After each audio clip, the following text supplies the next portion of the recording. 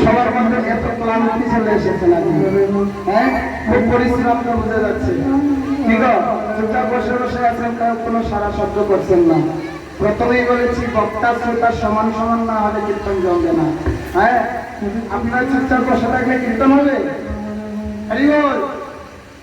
অনেকের ঘুম হয়েছে নাকি না? সবাই মিলে মায়েরা দেখে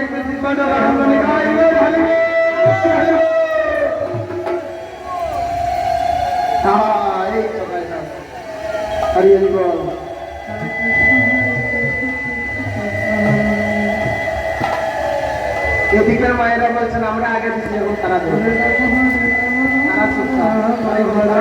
মনে মনে আমরা আগে দিচ্ছি, এখন তারা দেব। কম্পিটিশন চলে নাকি না? সবাই মিলে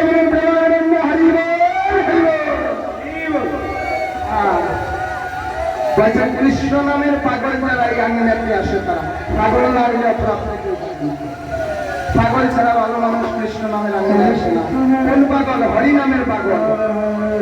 আর তারা এখানে এসে কি করছে? সবাই করে তালি দিয়ে